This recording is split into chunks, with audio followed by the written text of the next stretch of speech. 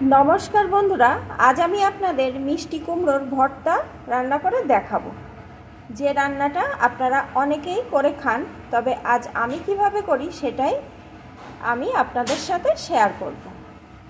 ताहले आसुन बंधुरा भिडियोटी देखार शुरूते एकटा लाइक दिए देखते थाकुन।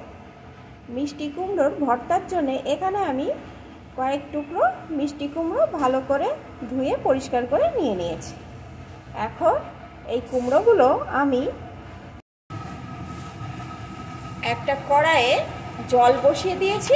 জলটা গরম হয়ে গেছে, এখন এর ভিতরে দিয়ে দেব।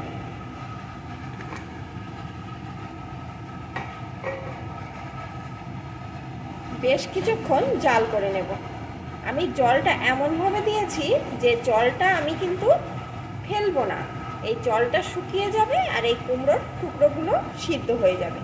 তাহলে বন্ধুরা আমি পুরোপুরি সিদ্ধ করে ফিরে আসছি, আপনারা কিন্তু সাথেই থাকুন। কিছুক্ষণ জাল করে নেওয়ার পর কুমড়োটা কিন্তু মোটামুটিভাবে সিদ্ধ হয়ে গেছে। এখন এর ভিতরে আমি দিয়ে দেব কয়েক কোয়া রসুন।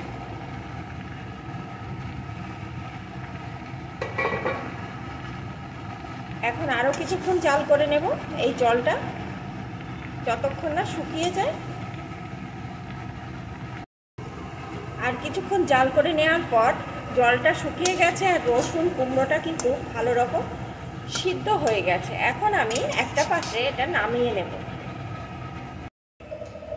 একটা পাত্রে আমি তুলে নিয়েছি। এখন গরম থাকতে থাকতে একটা চামচের সাহায্যে এইভাবে কুমড়ো রসুন সব একদম ঘেটে দেব। আর বন্ধুরা একটা কথা মাথায় রাখবেন, এই কুমড়োর ভর্তা খেতে হলে কুমড়োটা যেন খুব ভালো হয়, কারণ কুমড়োটা একটু মিষ্টি এবং টাইট জাতীয় না হলে কুমড়োর ভর্তা খেতে কিন্তু ভালো লাগবে না। যে কুমড়োর কালার একদম টকটকে অরেঞ্জ কালার হয় সেই কুমড়োর ভর্তাটাই কিন্তু খেতে ভালো লাগে। অনেক সময় দেখা যায় কুমড়ো ফ্যাকাশে রঙের হয়, সেই কুমড়োর ভর্তা কিন্তু ভালো লাগবে না। তাই কুমড়োর ভর্তা খেতে হলে আপনারা সবসময় ভালো কুমড়োটাই নেবেন।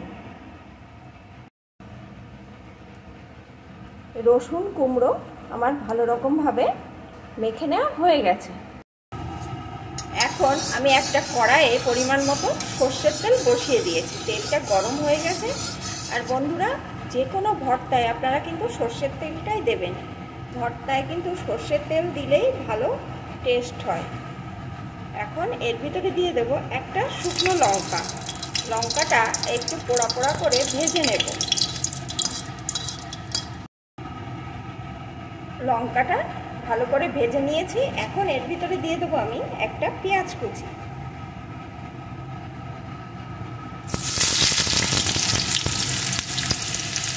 সাথে দিয়ে দেবো লঙ্কা কুচি।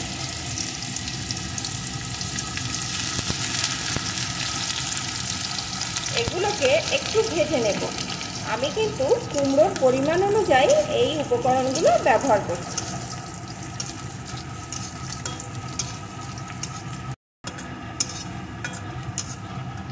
পেঁয়াজ লঙ্কাটাও আমি একটু ভেজে নিয়েছি। এখন এর ভিতরে আমি মাখা কুমড়োটা দিয়ে দেব।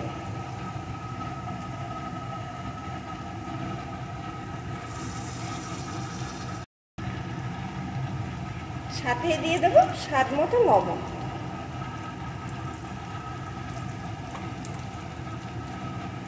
এখন কুমড়োটাও একটু সব কিছুর সাথে নেড়ে নেব। খুব বেশিক্ষণ নাড়তে লাগবে না, যেহেতু কুমড়োটা আগে থাকতে ভালো করে সিদ্ধ করে রাখা আছে। অল্প আছে 2 মিনিট মতো নেড়ে নিলেই হবে।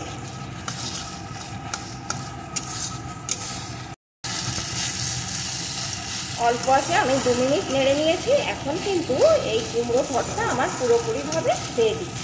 আমি নামিয়ে নেব। এই কুমড়ো ভর্তা একটু গরম ভাতের সাথে হলে বন্ধুরা আর কোনো পদের দরকার পড়বে না। আপনারা তো অনেকে অনেক রকমভাবে কুমড়ো ভর্তা খেয়েছেন বা দেখেছেন। আমার এই রেসিপিটি আপনাদের কেমন লাগলো প্লিজ কমেন্ট করে জানাবেন। ভালো লাগলে অবশ্যই একটা লাইক দিয়ে দেবেন।